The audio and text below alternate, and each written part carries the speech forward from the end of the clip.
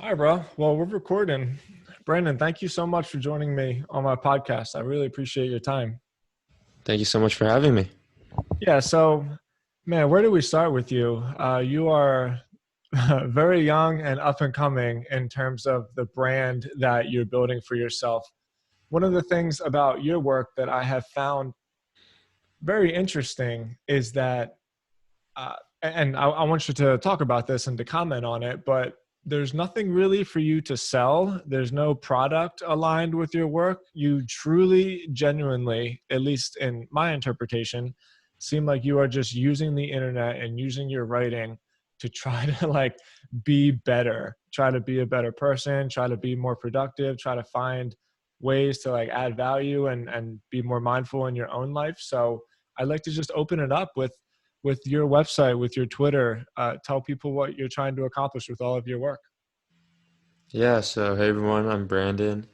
I'm currently 19 and I'm about to be an incoming freshman at Columbia. And kind of all this stuff about producing online started because basically coronavirus, right? Like I graduated high school and normally I was planning on traveling with my friends, visit Asia or Europe. We were actually still deciding between the two before all this happened. And basically, I kind of viewed the summer as an opportunity to explore different things.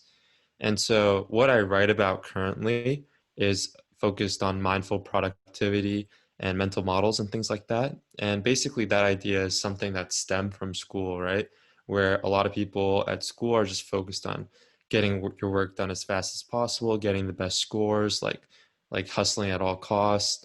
And I feel like that to a sense is a good thing, right? You should work hard, you should pursue what you want, but a lot of times I see a lot of people around me get burnt out and they aren't really mindful with how they segment their time. They don't have good school life balance in a sense. And I just want to promote some things personally to talk about that. But I think what Twitter and the podcast has also led to is just finding out what I want to do myself, right? Because at this age, a lot of times the things you're asked are like, what do you want to major in? Or what do you want to do in the future? And instead of trying to solely rely on school and kind of what I'm learning to define that, I'm just trying to talk to as many different cool people on the internet as possible to see like, oh, maybe I want to do that, right? Like on the podcast, I talked with Pomp the other day, and he's a newsletter writer. He's like a very business centric content creator. And I thought that was interesting. Today I talked with Steve Schlafman. He's a VC and more kind of an institutional investor. And so seeing what that life like that is like. And basically, yeah, like you said, not really trying to monetize everything because luckily, like you said, I'm still rather young and I don't need to create to kind of sustain myself. I'm lucky in that sense. So I'm trying to take advantage of that as much as possible to just explore different areas. Have you always been a writer? It seems like that's the medium that you're most comfortable in. Has like the written word always been, well, yeah, like I said, something that is comfortable to you? Do you feel good in that medium? I'd say I'm pretty good at writing in a sense that I like English was not my favorite subject in school. I'll start off with that, and that I think writing on the internet is really different and Yeah. it's more almost like analytical and how you think. And I think that's reflective. I really like history. I like reading about history. I like psychology as well. So I'm not huge on science, but because of that interest in psychology, like you're drawing in a lot of scientific topics in a sense. But I think because of that balance, I'm more suited to write on the internet. I feel like on the internet, kind of what you're trying to get across is to give people things that they can take action on. I feel like that's the most effective writing. You definitely want to weave in your personal stories and personal interests and what you've read on history. And a lot of that is through kind of like historical examples, which is where I feel most comfortable. So I'd say, yeah, definitely that medium so far has been kind of what I've been trying to create through. Okay. Well, talk to me a little bit about that because I agree. Writing on the internet is different than writing a novel. And I've really only written on the internet, but I have a lot of experience with it. So I'm comfortable, like you said, in formatting content properly in a way that just appeals to the eye. You have to assume that people are scanning content a lot. But when I read, especially on Twitter, but I read a couple issues of your newsletter, and you used historical examples a lot. So when I spoke to Jack, and we're going to talk about Jack a little bit, but you remind me of him in a certain way, whereas he was telling me about pattern interrupts, where all the things that he creates, he makes it so that if you're just scrolling through a feed, the same endless feed, when you see it, it makes you stop. It makes you stand out. And especially on Twitter, uh, you do that. And like, I commend you for that, but I want to know if that was intentional, right? Like, have you built that idea of pattern interrupting into your content, and how have you used like those historical examples to relate to your personal experience? Yeah, I think it's not intentional at all, especially on Twitter. I think it was more of kind of just trying to see what other people do really well. And obviously, I looked at Jack as an example, and I one of the things I look up to most about Jack is his ability to kind of distill things, um, and really get to them at a core level and make them really easy to understand to people and really clear to people. And I almost kind of want to reflect that, but instead of relying too much on visual things where that's his specialty, using more of the words and like most people on Twitter. And I think I actually want to get better at using historical examples in the newsletter. I think that I want to transition more towards right now it's kind of like 50-50 where maybe not even I'd say it's around 40% original content stuff I'm writing and 60% curated ideas, which is a good balance and a fine balance. But I'm starting, I think I see an opportunity where I'm going to be starting school soon, and one of the areas that makes Columbia special is that we have the core curriculum, and there's like they go through a lot of these cool philosophy books, right? Iliad, things like that. And one of the ideas I had was just drawing, adding a section to the newsletter where you take an example from one of the things we're reading or learning this week and trying to make it more applicable.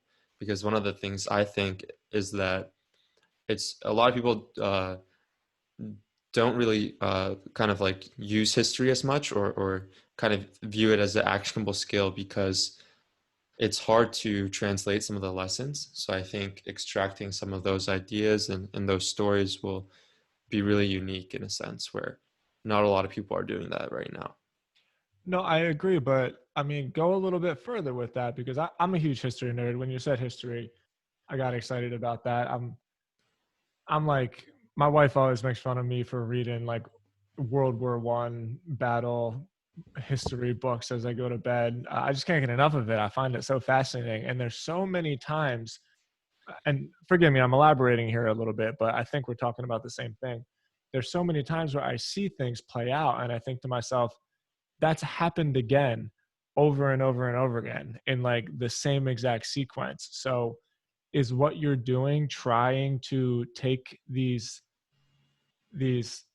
elements of history or these elements of like other people's past experiences that we know can be applied to my life, like maybe not in the same exact scenario, but there's a direct context there where if I take that and I put it into simple English, I could probably learn something from it, and more importantly, like you said, like apply it. Yeah, 100%. And I think that elements of that are happening, right? Like there's a lot of people that follow Stoicism or Buddhism in that sense, and they're taking lessons from those spheres. But I think that there's other ways to explore that, and I think it'd be similar to a format almost that James Clear uses a lot, where he's using a story to kind of make his point about why this idea or characteristic of habit formation is so important. Like he references a lot of the Stoics, like I said, but he also references more recent historical examples, right? He talks his first chapter, right? It's about that British cycling team and taking it just like an example no one else would have thought would to be significant and applying it to his sphere and his craft. And I think that a lot of people get it wrong when you say you're interested in history, right? Like obviously a big proportion of that is kind of the wars and the kind of development of these civilizations, but also a lot of it is just individual experiences. Like you said, like it's really interesting to hear about how these people lived, and there's a lot of lessons that can be replicated and are not talked about enough. What an interesting people that want to develop an online brand, at least in my experience, it's important to have something unique about you, right? And it doesn't have to be like the most groundbreaking, earth shattering, unique idea. It's just something that you can kind of hang your hat on. Me personally, the first brand I ever built was built around recovery. I got really involved with like addiction recovery. And that gave me like something specific to get my name out there, which then sort of gets you through the door where you can talk about bigger entrepreneurial things or whatever, right? You mentioned Pomp. He's a good example.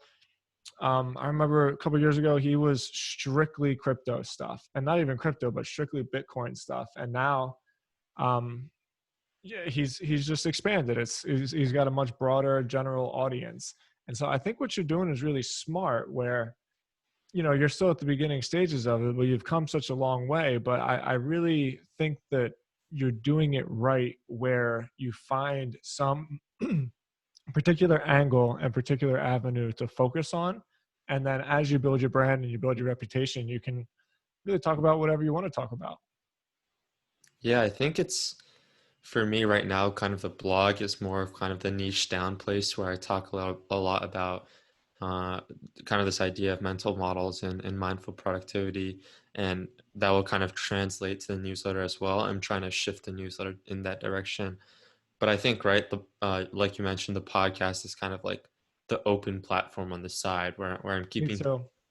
yeah, and allowing me to just explore different things. And if something changes and that becomes my interest, like I'll just start writing towards that and the parts of the audience that want to stay, which I think talking to Pomp and learning from him is a pretty large portion. Like obviously you'll get some unsubscribed saying like, oh, you're leaving this topic, I don't want to hear from you anymore. But because if you're doing it for long enough, they kind of like get to know you and like the way you write, like the way you think about things. Doesn't matter like what you're talking about, if it's like kind of related or if you're kind of talking about it in the same way, well, they'll probably stay. Yeah. Okay. Let me get a little bit more specific. For somebody that's just turning into this, what the hell is a mental model? What the hell does it mean to have mindful productivity? If somebody wants to learn from you, what's the first thing that you would tell them? Yeah, I think a mental model is basically these ways, these formats for how to look at things. If you think of your brain as kind of like an operating system, like a computer, like a Mac, for example, the Mac operating system, mental models are basically the different apps that you put in. And the great thing about mental models, I think, a lot of people have been really interested in them after Charlie Munger has been pushing them, Warren Buffett's partner. But Mm-hmm. I think the great thing is that they're drawn from every different kind of like section that you can study from. Like there's mental models from economics, right? Opportunity cost, scarcity mindset, and game theory. But there's also mental models that you can draw from like other parts of sciences, like life sciences, thermodynamics, the second law. And basically you're looking at those things and thinking, how can they apply to me in different areas of my life, right? How can you take game theory and then apply that to a business or apply that to kind of social settings or like your friends? And I think now a lot of people are coming up with their own mental models and bringing a lot of mental models into the forefront of discussion.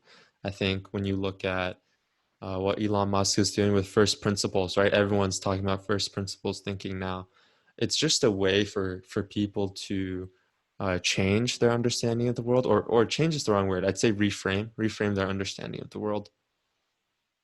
I love how you put when you talked about entropy or the second law of thermodynamics, that really hit a chord with me. because all of a sudden I understood that you can take this concept, this grand idea, and model it to anything, right? So I talk to my employees all the time. I'm like, guys, remember, if you just leave it be, the natural state of things is going to be chaos. So, like, it's the same way that cobwebs build up in the corner. It's the same way that over time, the billiard balls on a pool table, you can put them in the triangle, but if you just leave them to themselves, they're going to somehow get scattered all over, right? Like the natural state of things is to be chaotic. And so I use this mental model, this idea of entropy, in talking with my employees, with just the importance of like constantly pruning all of those little things that slip by. I think that's a good example. I'm looking for your like verification on that. Yeah, 100%. It's basically kind of like a recipe for regular decision making. Nice. And I've heard this from George McKenzie, who's pretty big on Twitter too, but that definition really sticks and applies to what you're talking about, right? Because it's something that once you say it to someone and like you said, once you're talking to your employees, it makes a lot more sense with them to Mm. them, right? When you're giving them this example and they kind of understand it and they see it in nature and then they can kind of see how it applies to them. And so yeah, it's just ways to make your thinking easier and break down these really complex topics by kind of viewing them in the frame of other things that kind of you're already familiar with. Yeah, makes perfect sense. Okay, so we're talked a little bit about what your your message is, the core of your message, at least right now. One of the things that I'm curious about is, as someone who's 19, I'm 34, so I've seen social media at the very beginning and I've seen like where it's evolved to. And forgive me for painting you into a corner, but one person, the typical person would think like, oh, he's a Gen Z, he's going to be on TikTok, he's going to be on Instagram, like Twitter. It sounds funny saying this, but Twitter's like an old school social media platform. So why on earth, out of all of the different handles and all the different platforms that you could build a brand on, like why did you choose Twitter? Yeah, I think for me it's unique, right? I grew up not using Facebook really. It was Snapchat and Instagram growing up. And I think that, right, Matthew Kobach on Twitter does a really good job of kind of painting the different types of people that are on these different types of platforms. And right, like Twitter is where people that have a lot of cool ideas kind of gather. TikTok is where a lot of people who have ideas in a sense, but in a different format where it's a lot more creative ideas, I'd say, go on TikTok where and more visual ideas. Instagram is for more aesthetic people. I feel like people that have specialties in editing, taking photos, making longer form videos are on Instagram. And what drew Twitter to me, like obviously when I first used Twitter, it was mainly to keep up with like sports news. I followed like Woj and things like that, Adam Schefter, Darren Ravel, um, and it was just to keep up with sports. But slowly, I kind of discovered a lot of other people that were talking about really interesting things on Twitter, right? Like I said, George McKenzie, Naval Ravikant, David Perel, sharing their ideas on different theories, different writings. Kind of realized that there is a side of Twitter that is very responsive to cool ideas, and putting yourself out there will get a response. And kind of that's how I got into it at first. Made a new account from my old one, which followed like maybe like 400 like sports accounts. Um, but then slowly grew an audience. I started around 3 months ago, probably around 5,000, 4,000 followers now. I think that's very insightful of you, and I agree. So, one of the bands I built, one of the brands I built, we're close to 500,000 followers, and most of them are on Facebook, and it's great. It's a great audience, but even with that being said, when people approach me about social media, the first thing I always tell them is like Twitter. Twitter is the best one by far. And the reason why I personally like it, and I want to hear your thoughts on this, is because people are very receptive on Twitter. Like I have met some of the coolest people on Twitter and have continued to this day to have really great conversations. I mean, let's take you and I. who knows? Maybe we'll turn off this podcast and you won't ever talk to me again, but maybe we'll continue to be friends and we can share information with each other. I got a friend who lives in Argentina, this guy named Gans. He has this really cool newsletter called Seed Table, all about European tech. I met Jack on Twitter. It's just a great place to meet people, to network. I mean, Pomp is another example. To meet people, to share ideas, and like more importantly, I don't know what it is. It's almost like different social media platforms have different personalities. But when somebody messages me on Facebook, I just instantly assume it's spam. And the same, like, I don't even have an Instagram account because is it even possible to get like a real message on Instagram, right? But when I hear from people on Twitter, I just assume that it's somebody genuinely looking to share ideas with me. And I don't know how it got that way, but I'm really glad it is because Twitter is like all the other social media platforms have made my life like not worse, but just not better, and Twitter's made my life better. Yeah, I would agree. I think that the biggest thing is finding the right people on Twitter. And then once you're in, you follow maybe even one or two people, seeing also who they like and who they follow, who they tag. It's really easy to kind of grow your network in the right direction. Whereas Instagram, LinkedIn, Facebook, it's a lot more filled with bots. I feel like that's one thing that is really problematic in terms of who can reach out to you.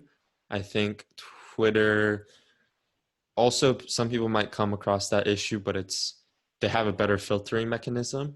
Yeah. And also I feel like it's easier to kind of reach out. Like you said, I feel like the barrier is less so there just because once you see, I think the biggest thing is once you see someone's timeline, right? You see what they're posting, you see their bio. It's a lot more open on Twitter than Instagram or LinkedIn where you have to be friends with someone or connected with someone to get all their information. You feel like you know who they are already by seeing their thoughts, their tweets. You kind of see what their personality is like, what they're interested in. And so I feel like that's what makes it so easy to make connections. It's easier to tell if someone's like a real person and not a bot on Twitter. Hmm. Yeah, I agree. All right. You're a really interesting kid, Brandon. I want to talk a little bit more about you. And this isn't a direction that I typically go, but I think you're a prime example for a young person who is looking to build a brand because the mistake that I think people make, especially young people, is they just get hooked on followers and they think that they need to be sensationalist and they need to create controversy and all that. But there's like a huge audience for people that are into real meaningful ideas and deep thought provoking content. And um, and so, okay, with that in mind, to paint some of the context, like what are the kind of things that you're interested in? You're a freshman in college.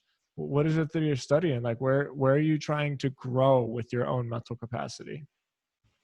Right. I think that's an interesting point that you brought up about kind of the balance between what you want to do with social media and how you want to grow it. I think, yeah, it's true that a lot of content creators get a bad rep because there seems to be controversy following them around all the time. Personally, I try and minimize that on Twitter, right? I block it. I think one of the best things about Twitter is that you can curate your feed. You can Mm-hmm. block out a lot of terms. You can block out a lot of accounts. I try not to follow anything political on Twitter because I just find the comments to be very negative. And if you want to read something or keep updated, there's a better formatted sources out there. I mean, but on the point of what I'm interested in, I think what I'm interested in school is also pretty similar with kind of what I talk about, uh, like on my newsletter or on my site. Love history, love psych, love econ. I think the intersection of those three are really cool in terms of uh, maybe analyzing business models, but also understanding what psychology goes behind that. But just definitely still in the testing stages of what I want to do. Um, yeah, I'd say that. So is that your plan? Do you plan to build a business around your brand? Is that where you're going with it?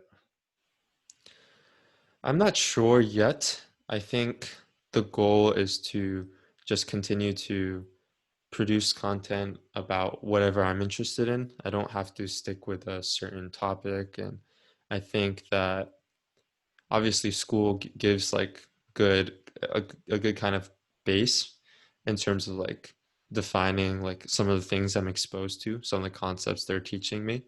But it's not going to be like the only thing surrounding kind of the brand. Yeah, it's definitely still early stages yet, and I haven't actually had the experience of going to school and doing this on the side yet. So I feel like I'm trying to have an idea of what that's going to look like, but I mean, you can never really predict what something's like without Hmm. actually experiencing it. So Yeah, I mean, in ideally, do you plan to keep doing what you're doing in the same kind of volume that you're doing it? Is that your goal? yeah, I think in one of the essays I wrote about what I want to do is that I want to maintain kind of like a weekly publishing schedule, both for the newsletter and for the podcast at least. I think those are doable even with how busy school kind of make me. I'll probably have to tone down on how often I write an article, but I think I can explore that kind of urge to write in the newsletter still. Like I said, I want to do more original content there, but I still think writing a newsletter is I've gotten into the rhythm. And one thing I will talk about, I forgot to talk about earlier when you brought up the question about writing. I took Rite of Passage with David Perel, and that was really informative. And one of the things I learned from that is to write from abundance, to have a good note-taking system. And basically now my newsletter doesn't take me nearly as long as it did before. It's also kind of fruits of practice and just consistent iteration. I kind of know throughout the week, right? I'm drafting a little bit throughout the week, and so I think that'll set me up well for the future where it won't take up that much time.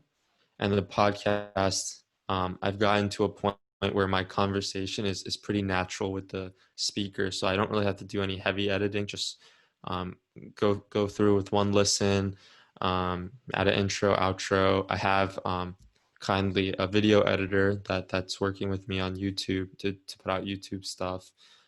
Just kind of did an agreement with him, and so that would like definitely lighten my workload a lot because I'm not the best video editor by any means or any stretch of the imagination. But he's just someone who kind of liked the content I was putting out, liked the podcast, and hopped on board. So that's kind of the goal, to at least sustain those two. Yeah, okay. I need to. I was gonna transition to some of your visualized value work, but I'm dying to know, what do you mean by write from abundance? Like, what does that mean? Yeah, so the biggest thing we have, the biggest problem we face when we write, right, is when we look at the page and it's just empty and our brain is empty and we don't Hmm. really know what we want to talk about. We have a general topic and maybe we have a couple ideas or sources about where we want to go. But in general, it feels like we're forcing stuff onto the paper, right? Um, but after taking rite of passage, the important thing is that writing is not kind of like only maybe like 20% of it is 20% of the importance is when you're actually sitting down at your desk and you're like smashing away at the keyboard. The rest of it is collecting experiences, reading books, reading articles, listening to um, podcasts or videos. And from those kind of like when you're consuming those, you're not just kind of sitting there and consuming, but you're actively highlighting. You're actively taking those highlights and summarizing them into your own words so they stick to your mind, and you're putting them in a system where it'll likely resurface. So I use this app called Readwise, which kind of takes 10 of the highlights that you've had in your time and surface them every day. And looking through them, you'll come across some cool ideas that you'll be like, oh, maybe that'll fit in this article I'm writing about, or oh, that gives me inspiration for this new article. And a lot of times now, with such powerful apps like Roam, you kind of like when I'm writing something, like I can easily link to something like mental models, right? And when I click mental models, I'll have like 20 or so articles with different highlights, different notes from there, and you can just draw on that. And so now, like when I'm writing my newsletter, when I open up the page, it's like 50% complete, right? Because when I'm reading articles in the week and I think like, oh, this is something I want to add to my newsletter, I'll just tag it like newsletter 14, newsletter 14, newsletter 14. And when I open it up on today and I get to write before it goes out on Sunday, like it's basically done. It's like 50% done. And the rest is just streamlining it, sending it to some people for feedback, obviously adding my original content, stuff like that. But um, that goes the same for articles, right? You'll have a lot of the statistical research, you'll have a lot of the definitions you want to use, you have a lot of the examples you want to use, historical or current, just based off the highlights you've made. And that's been something that's super interesting for me because now you get more time to read, and that reading time, before I thought it was just like, oh, I'm just reading for fun, but now it feels productive in a sense. You're taking notes on the highlights you're making. You're thinking, oh, how can this fit into what I'm interested in? And you're just always doing that. Obviously, there's still times like I relax and just watch YouTube for fun. Obviously, I'm not like a machine in that sense, but it's definitely made it so much easier to produce where I'm not like, oh, it's so hard to write. I hate writing. It's a lot more kind of like, let's go and get this done. Yeah, it's funny you brought that up. My friend Gans, I told you about, he was trying to get me hooked on Rome. Um, I know Nat's really into Rome, and it's kind of like this. I think it's like this cool little techie. I don't want to call it a trend because people get a lot of value from it. I've tried to use it, but every time I do, I ran into that same thing you did, where it's like I'm always working all the time, I'm writing all the time, and I enjoy my work. I'm not complaining. I love what I do. It's just sometimes I want to chill and read a book and not feel like I need to be like optimizing everything in my life. So I gave it a chance, and ultimately I was just like, you know what, man, I still enjoy notebooks and pens, and I have a habit of that. Don't get me wrong. I write in my notebook every morning and every evening, and I keep like an inventory, and I keep just ideas, and it's worked for me. But I think Rome is really, really cool. I think it's a great product. I see guys like you using it and gals like you using it, and I think it's dope. I can't get into it, man. Like, I really tried. Great. Well, let's talk about your work with Jack. I got a lot of respect for Jack, and I think he's really on to something. I actually put him in the newsletter this morning, the copy blogger newsletter. It's 200,000 people. And I gave him a little shout like, hey, man, there's going to be some traffic coming your way. But what I highlighted in the newsletter is just that idea of being able to take these abstract visual concepts and putting them very, very simply in a tiny visual. And my website, Copy Blogger, is all about copywriting, mostly content writing, but mostly copy, like persuasion writing. Yeah. I've been thinking a lot about this idea about, if something is a visual, can it still be classified as copy, right? Like you're telling a story, you're given a reason, you're giving your audience a reason why like this idea is something that you want to bring into your life. So with all that being said, why did you decide to reach out to Jack in the first place? Like, what was it about him that that inspired you, and what are some of the work that you guys are doing together? Yeah, so I first had Jack on my podcast. That's how I got to know him. Cool. I initially reached out because I thought visualized value was their kind of message of increasing someone's mental wealth and allowing people to kind of increase their time by productivizing themselves was really, really interesting. And after doing the podcast with him, I think it was mutual that we both kind of gained a lot of respect for one another, and him partially because of how young I am in a sense. But then I was in Write a Passage in class, right? And one of the classes was about how to craft a perfect cold email to get an opportunity for yourself. And I kind of cheated in that I already knew Jack, been DMing him, and I had him on the podcast, so it wasn't completely cold. But I kind of just reached out and said, hey, I'd love to work with you and help you grow Visualize Value.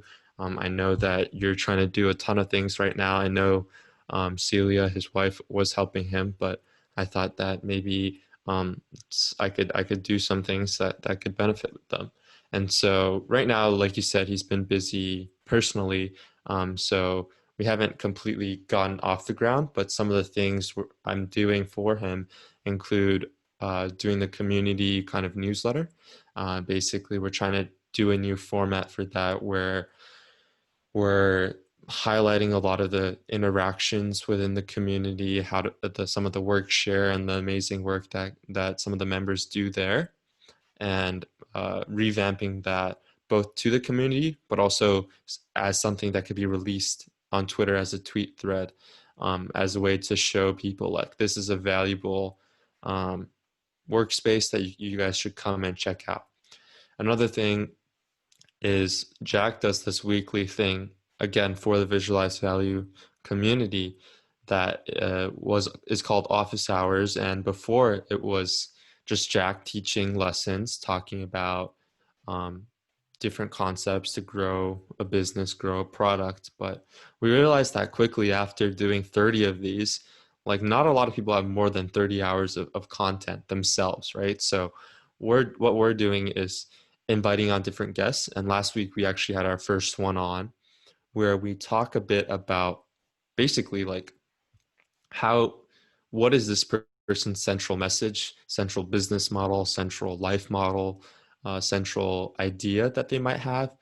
This week we had Rohan, who's created multiple $1 million businesses, and we basically talked about how he viewed his business model because it was very unique, something different from what a lot of other people kind of thought, and it was very informative. And Jack was kind of the host, but he's also using his skills of design to crystallize some of Rohan's central ideas. And that got really, really good feedback because it's people like to understand other people's perspective, especially someone with as much experience as this. There was a great Q&A session afterwards. And in general, there's just a lot of ways we're looking to expand this. And I think that it doesn't just have to be business models. We're thinking about inviting chefs on or entrepreneurs on, um, athletes, architects, anyone with cool ideas and visions and things that they just want to distill. Because at the sense of it, at the center of it, like Jack is a very talented designer, but what I look up to him the most about is how he's able to take these ideas and be like, this is what it is at its core, and that's why it's so easy for him to create a simple design. So those are two of the things where we're working on currently. Um, One thing I'm working on by myself for Jack, like not as collaborative in a sense, is that I'm helping collect a lot of his best tweets and making a database in a sense for that, trying to categorize some of them, his best threads from both Visualize Value and his personal account. I'm currently using a Notion database, organizing some of that, some of those images, but it's been very rewarding so far. Um, Kind of every time I make some updates with that, send it to him for revision and doing that. So maybe eventually it'll become kind of like a website that people can search through because Twitter, it's kind of hard to Yeah. search things by category. So that's a cool project I'm just working on as time goes by, but looking to expand the relationship as we continue and he grows the Visualize Value brand. All right. So, last question, man. You've been very generous with your time, and I really appreciate it. If out of all the people that you've talked to so far and the different mental models that you've explored, if you had to really decide on where you're going with this, let's say that something happened, Columbia sends you an email yesterday saying like, hey man, school is done, we're not doing this anymore, like you're on your own. You know what I mean? Where Yeah. would you take it? Like if you had to develop a brand and your your uh, your lifestyle and your well-being dependent on it, like what would be your decision right now? Hmm. I think this will kind of, it's funny, right? Because I have the podcast and a lot of it is recency bias, right? I just spoke to Pomp and because of that, I'm really into what he's building and his model, right? Like whoever's the last kind of podcast guest I have, because of how excited they are about what they're doing themselves and the conversation that we have, I'm usually like, whoa, this guy is building something really cool. And so I'm going to give a remix of that where I kind of like what Pomp's model is, right? He has his podcast, he has his Twitter to build his audience. I like those two things. And he has a paid newsletter, right? He writes about finance and things like that. He has a bunch of paid subscribers. I think I want to build a paid newsletter. If you told me today that I can do anything, I'd build a paid newsletter. I talk about mental models and mindful productivity in that paid newsletter. But I continue with the podcast and have the interview podcast just about bringing in really cool guests and educating people about kind of everything that whatever I'm interested in that week, pretty much. Um, and I think that I would also basically take some of the lessons from Jack, right, and look to productivize myself, right? Build a course, kind of on the lessons that I've learned in these short 3 months about kind of the different mental models and how you can apply them to your life. That's if Columbia canceled today.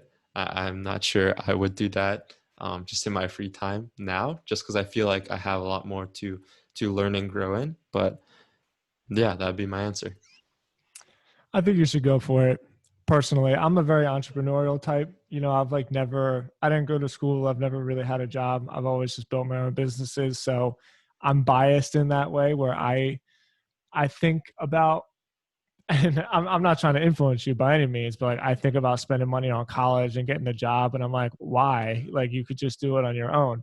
So I think you should just go for it. And also, um, you know, paid newsletters I'm really interested in. We talk about paid newsletters a lot on Copyblogger because one of the benefits from it is that a lot of content creators, especially writers, don't feel comfortable building products. They're two completely different things.